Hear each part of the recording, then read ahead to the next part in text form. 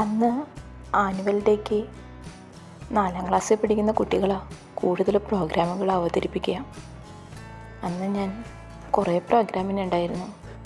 കോൽക്കളി, തിരുവാതിര,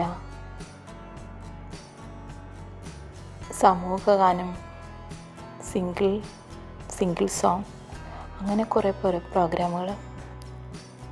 നേരത്തെ കുട്ടി ടീച്ചർ പറഞ്ഞു വെച്ചിട്ടോ, പുതിയ ഡ്രസ്സ്, നല്ല ഭംഗിയായിട്ട് ഡ്രസ്സൊക്കെ അണിഞ്ഞ് വരണം, സ്റ്റേജിൽ കയറി പാട്ട് പാടാനുള്ളതാണ്.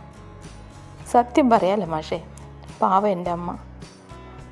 ഞാൻ എൻ്റെ പപ്പയെ കണ്ടത് എനിക്ക് ഓർമ്മയേ ഇല്ല ആ സമയത്തൊന്നും. കുഞ്ഞിലെ എപ്പോഴോ പോയതാ. ഞാൻ പറഞ്ഞല്ലോ, അമ്മ എന്ന് എന്നോട് പറഞ്ഞു തരുമ്പോഴാണ് അറിയുന്നേ പപ്പ പച്ച ബസ്സിലാണ് പോയതെന്ന്.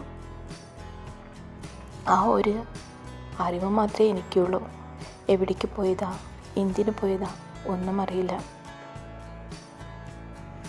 അമ്മ അത്രയും മക്കളെ നോക്കി വളർത്തുമ്പോൾ എല്ലാവർക്കും ഇഷ്ടത്തിനനുസരിച്ച് ഒന്നും വാങ്ങിക്കൊടുക്കാൻ അമ്മയ്ക്ക് തികഞ്ഞിട്ടൊന്നുമില്ല. ഇപ്പോൾ നമുക്കറിയാലോ, കുട്ടികൾക്കും വീട്ടിലുള്ള ഓരോ അംഗങ്ങൾക്കും ഡ്രസ്സുകൾ വാങ്ങുമ്പോൾ എന്തുമാത്രം ചിലവാകും.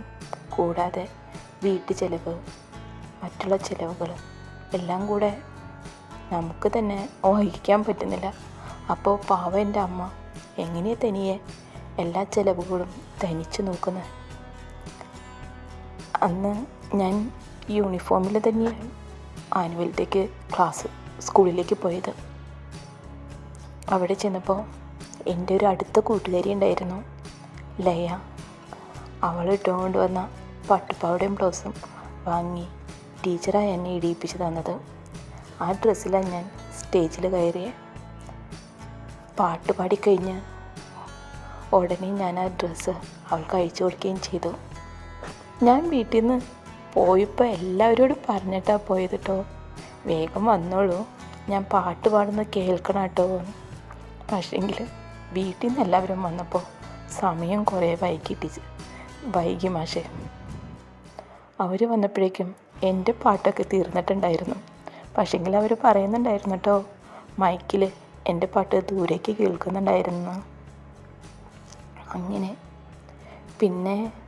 അന്ന് ഞാൻ തിരുവാതിര കളിക്കാൻ കയറിയില്ലായിരുന്നു. ടീച്ചർ പറഞ്ഞിട്ടുണ്ടായിരുന്നു സെറ്റ് സാരിയൊക്കെയും വീട്ടിൽ നിന്ന് കൊണ്ടുവരണമെന്ന്. വീട്ടിലാരാ സെറ്റ് സാരി ഉടുക്കുന്നത്? പിന്നെ വേറൊരു കുട്ടി ആബ്സെൻ്റ് ആയതുകൊണ്ട് ഞാനും ആ കുട്ടിയുടെ ഒപ്പം പെയറില്ലാത്തതുകൊണ്ട് ഡാൻസ് കളിച്ചില്ല. ആ കുട്ടിയുടെ പെയർ വേറെ ആയിരുന്നു. പക്ഷേങ്കിൽ ഡ്രസ്സ് ഉണ്ടായിരുന്ന കുട്ടികൾ കയറി കളിച്ചോളാൻ പറഞ്ഞിട്ട് എന്നെ മാറ്റി നിർത്തി. അന്നേരം ചെറിയ സങ്കടമൊക്കെ തോന്നിയേട്ടോ. പിന്നെ ഇപ്പം നമുക്കത് മനസ്സിലാവുമല്ലോ. അന്ന് ചെറിയ കുട്ടികൾക്ക് എന്ത് മനസ്സിലാവാൻ, ഇപ്പം നമുക്കെന്താ മനസ്സിലാകാതെ ഉള്ളത്? എല്ലാം മനസ്സിലാകും.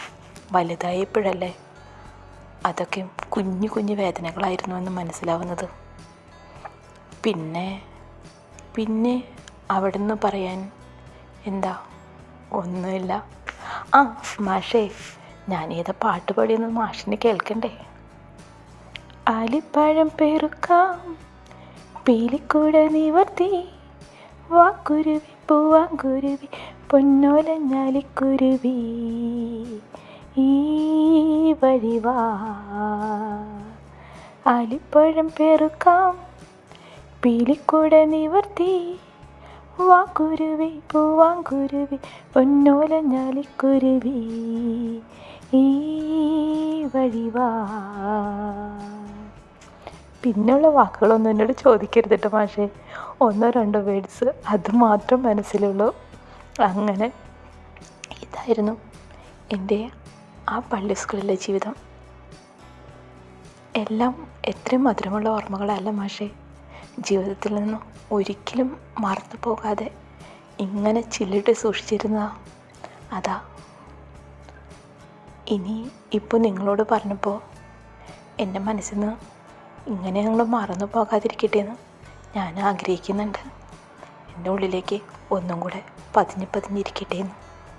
അത്രയും മധുരമുള്ള ഓർമ്മകൾ തന്ന സ്കൂൾ ജീവിതം എങ്ങനെയാണ് ഞാൻ അത്രയും സന്തോഷിച്ച ഒരു കാലഘട്ടം ഞാൻ ഉണ്ടായിട്ടില്ല മാഷേ.